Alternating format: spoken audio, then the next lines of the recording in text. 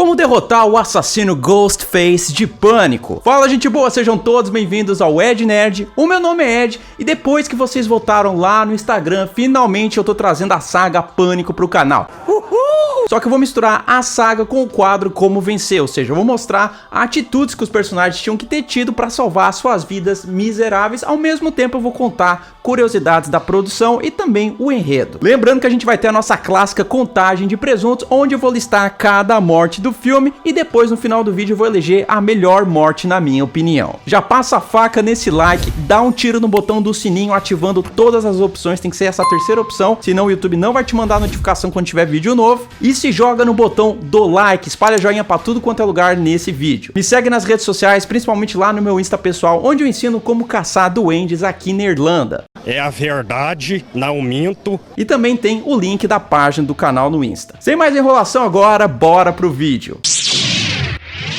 Em 1996, o gênero de slasher tava caidaço. Ninguém conseguia produzir um filme que prestasse daquelas franquias consagradas nos anos 80.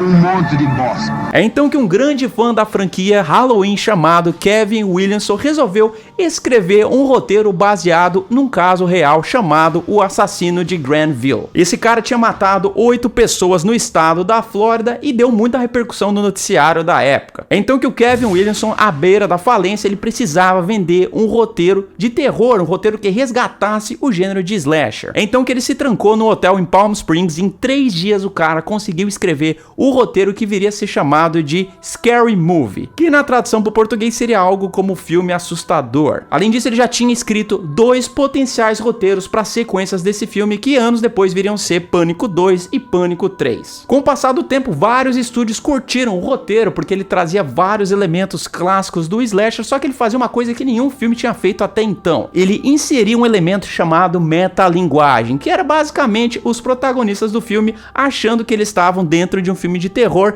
e zombando de vários clichês, como a menina que não pode fazer sexo, senão ela vai ser perseguida pelo assassino, aquela questão dos jovens não poderem usar drogas. Vocês sabem do que eu tô falando. Nunca, sob circunstância alguma, diga eu vou voltar já, porque nunca irá voltar. Vou pegar outra cerveja, você quer? Eu vou voltar já! O estúdio Dimension Films conseguiu comprar os direitos de adaptação desse roteiro e então eles saíram em busca de um diretor que fizesse jus àquele projeto. Eles chegaram a sondar o Wes Craven, o criador de Hora do Pesadelo, isso mesmo, da franquia do Freddy Krueger. Mas o Wes Craven tava muito decepcionado com esse gênero de slasher, o cara inclusive tava cogitando sair, acabar ali com a sua carreira em Hollywood, porque ele não aguentava mais fazer filme ruim. Eu não estou suportando mais. Ele então conheceu o Kevin Williamson, os dois trocaram uma ideia, então eles decidiram bolar esse projeto juntos. O estúdio, achando que o título Scary Movie era muito genérico e realmente não ia trazer apelo, preferiu chamá-lo de Scream, que foi traduzido em português para Pânico. No filme a gente conhecia a protagonista Sidney Prescott, que se via perseguido por um assassino mascarado com uma máscara chamada Ghostface. Esse assassino em questão gostava de brincar com as suas vítimas por telefone fazendo charadas, e caso elas respondessem errado, elas seriam mortas por ele. E quem se voluntariou para fazer o papel principal da Sidney Prescott foi ninguém mais, ninguém menos do que Drew Barrymore, que era uma atriz muito badalada na época. O estúdio curtiu muito essa ideia porque isso traria eventualmente holofotes pro filme, deixaria o filme mais visível, mais popular.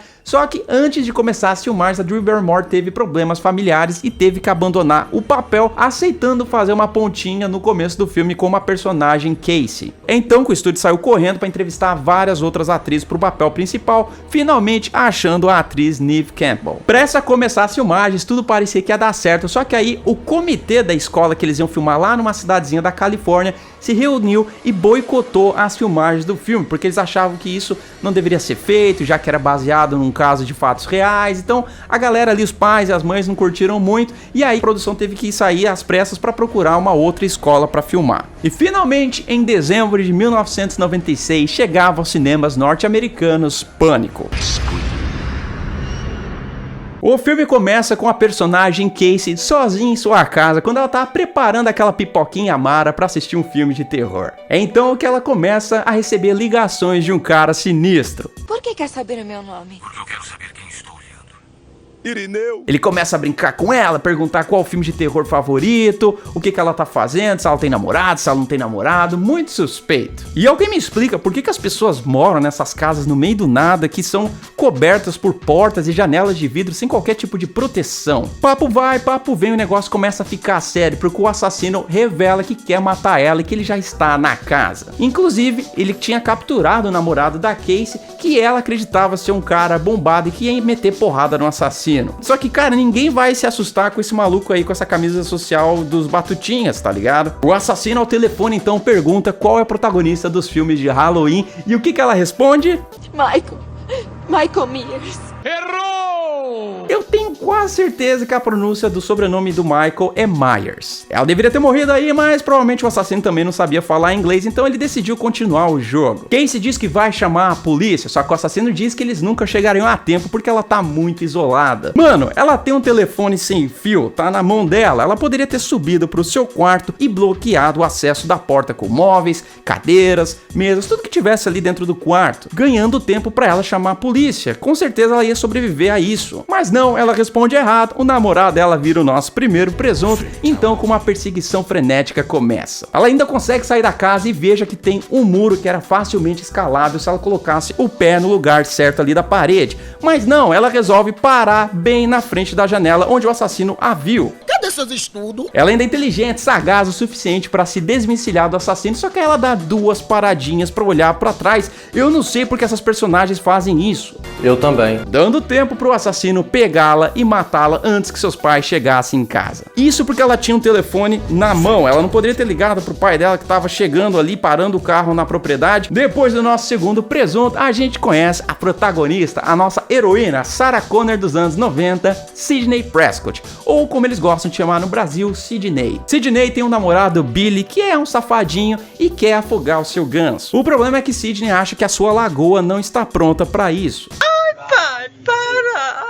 Porque a propósito, a sua mãe tinha sido assassinada em circunstâncias misteriosas um ano antes. No dia seguinte, todo mundo na escola fica sabendo da tragédia do dia anterior e a gente conhece aquele clássico grupo de amigos dos anos 90. E por sinal, esses atores têm uma química bem legal e a gente entende quem namora com quem, as tretas entre eles. É uma coisa que o filme entrega muito bem, ao contrário do primeiro filme de lenda urbana, que tentou embarcar no sucesso desse filme aqui. E eu também já fiz essa saga, vai subir um cardzinho, um izinho aí, clica aí em cima pra conferir depois, obviamente, de assistir esse vídeo. O grupo de amigos é formado por Sidney, seu namorado Billy, o nerd Randy, que sabe tudo sobre os filmes de terror, inclusive ele é um dos melhores personagens dessa franquia, a melhor amiga de Sidney, Tatum, o cara meio doidinho da Cuca chamado Stu, e além disso a gente tem o irmão mais velho da Tatum, que é chamado de Dewey. Possivelmente o pior policial dos filmes de terror de todos os tempos, porque esse cara é muito atrapalhado. Além de todos esses personagens, a gente tem a Gale Weathers, que forma ali o trio de protagonistas junto com o Dewey e a Sidney. A Gale é uma repórter sensacionalista e ela fez toda a cobertura de mídia do caso de sua mãe. Só que, olha só, nesse caso, a Sidney acusou um cara que tinha um caso com a sua mãe, achando que ele tinha sido o assassino. Só que a Gale, por outro lado, acha que esse maluco foi incriminado pelo verdadeiro assassino. Coincidência? Acho que não! E é interessante que eles chamaram a atriz Courtney Cox, que na época fazia muito sucesso no seriado Friends. A produção, inclusive, achava que ela não estaria à altura do papel porque a Courtney Cox seria muito diferente da Mônica. Enquanto a Mônica de Friends era dócil, era uma pessoa legal, a Gale não tinha escrúpulos nenhum, ela só queria ganhar a vantagem. Eu gosto da câmera, o microfone pra mim é tudo. Só que a Courtney Cox encheu tanto o saco da produção que ela acabou ganhando o papel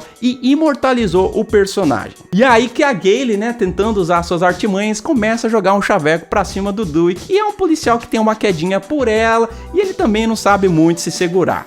Hoje você tá um gato. E o curioso é que o clube da Luluzinha tá discutindo sobre a morte da Casey, então o Stu diz uma coisa no mínimo curiosa. Usa-se uma faca e se corta da virilha até o externo. Eu acho que esse cara é um forte candidato a ser o assassino. Mais tarde, com medo daqueles dois assassinatos, Sidney combina com a Tatum de dormir na casa dela, já que seu pai tinha viajado a trabalho. E olha só, a Sidney mora numa casa no meio do nada e concorda em esperar a sua amiga passar lá pra buscá-la mais tarde. Esse é exatamente aquele momento momento em que a Sidney deveria ter feito uma horinha ali na cidade, ter lerdeado ali um pouquinho, talvez até, né, tomar um picolé no meio da galera. Ele tem toda a razão. Além disso, ela mora numa casa com porta de vidro. Qual que é o problema dessas pessoas? E a construção das cenas desse filme é maravilhosa, porque eles brincam com vários elementos clichês. Então tem a cena que ela vai abrir o armário, toca uma musiquinha de suspense, aí você acha que vai rolar uma treta, que o assassino vai estar escondido ali, mas não, é simplesmente a produção brincando com as expectativas da audiência.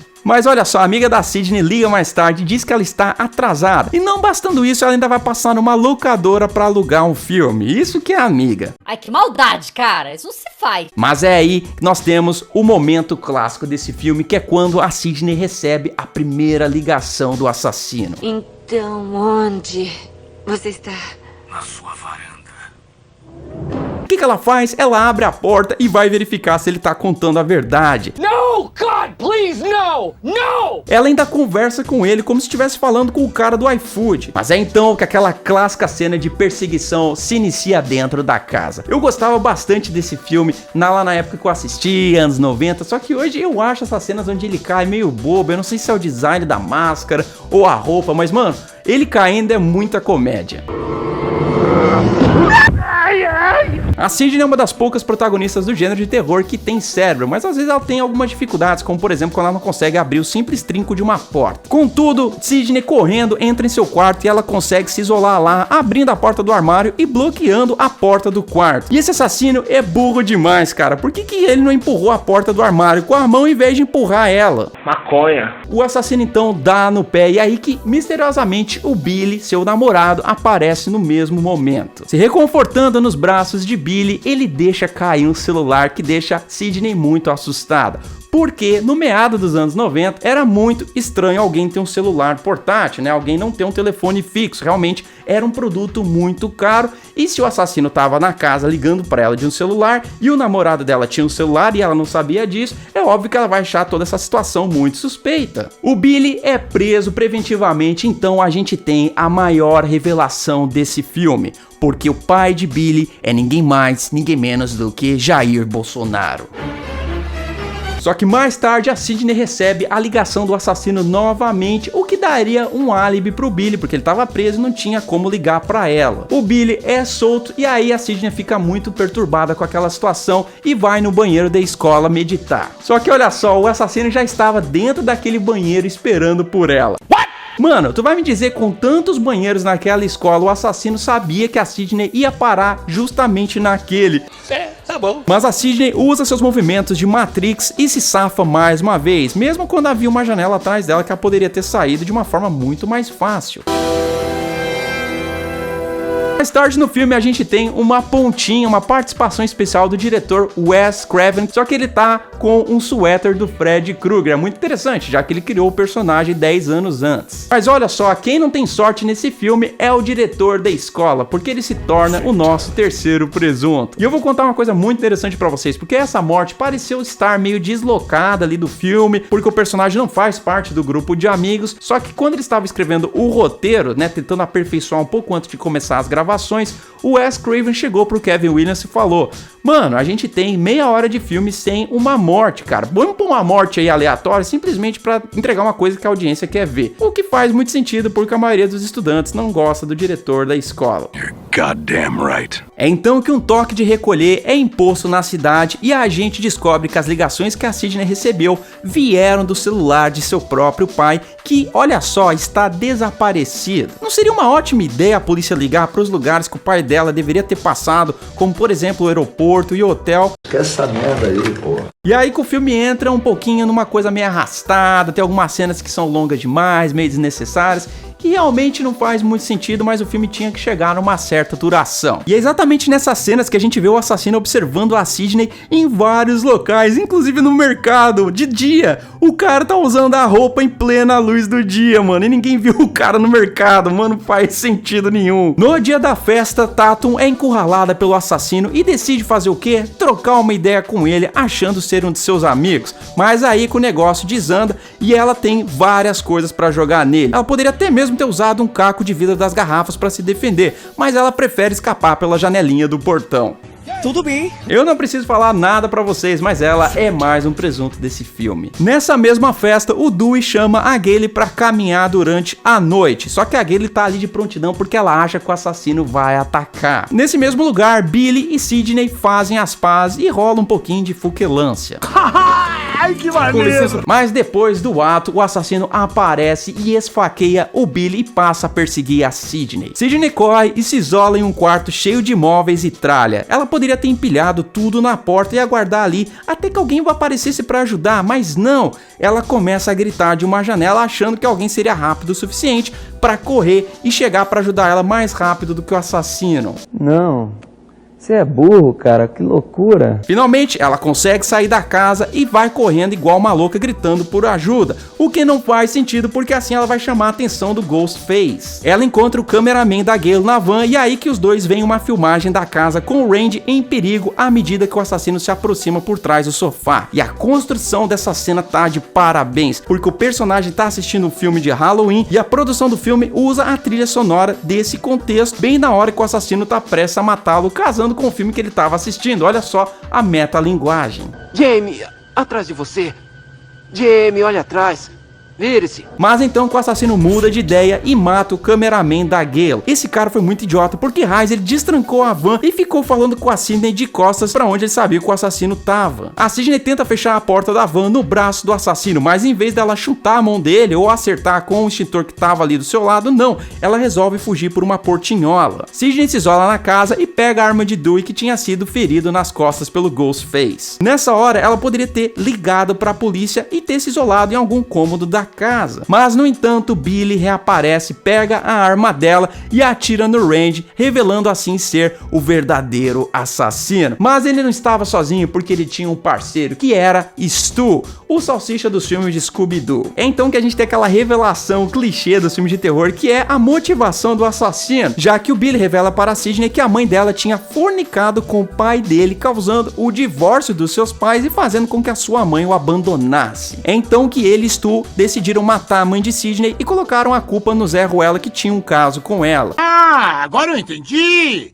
Agora eu saquei! É então que Gale Weathers aparece com a arma e rende os dois. Nesse momento, Sidney poderia ter pego as duas garrafas de vidro na cozinha e atacado os dois pelas costas, já que ela tinha a vantagem. Além disso, na cena, a gente vê outras armas, como um rolo de macarrão e um faqueiro, mas a Sidney fica olhando ali sem qualquer reação. Contudo, eles conseguem desarmar a Gale, mas aí a Sidney aproveita para escapar. E agora chegou a hora da Sidney brincar de esconde-esconde. E alguém me explica por que raios ela vestiu a roupa do Ghostface? Por que ela perdeu tempo fazendo isso? Ela acerta o Billy com o guarda-chuva e, em vez de pegar a arma e a faca, não, ela deixa no chão ao lado do corpo do assassino. Muito bom. Porém, a Sidney se distrai e é surpreendida pelo Stu. Os dois saem no braço e a Sidney leva a melhor. Pra variar, o Billy acorda e tá prestes a matar a Sidney, só que aí ele é baleado pela Gale, que agora aprendeu a destravar a arma. Sidney, Dewey, Gale e Randy sobrevivem e eles estão participando do segundo filme da franquia, que eu vou trazer num vídeo futuro. A contagem total de presuntos é de 7 presuntos e a minha morte favorita é a do Stu, que é massacrado por uma televisão de tubo. Pânico surpreendeu inserindo vários elementos da metalinguagem e realmente caiu nas graças tanto do público quanto da crítica, tendo avaliações altíssimas. Além disso, o filme custou cerca de 15 milhões de dólares e faturou mais de 100 milhões de dólares, deixando o estúdio muito contente, que logo encomendou uma sequência que estrearia menos de um ano depois. E vocês sabem, quando faz uma sequência correndo desse jeito, não tem como dar bom. Será que eu tô errado? E já sabe, né, galera? Eu fiz vários vídeos de como vencer, eu vou deixar a playlist aqui em cima e também confira as nossas sagas de terror. Pânico na Floresta, Eu Sei o que Vocês Fizeram no Verão Passado, Lenda Urbana, Godzilla vs Kong, American Pie, Karate Kid e a última que eu lancei, Terror no Pântano. Deixe seu comentário com os próximos vídeos que eu tenho que trazer nesse canal. Eu vejo vocês no próximo vídeo e valeu!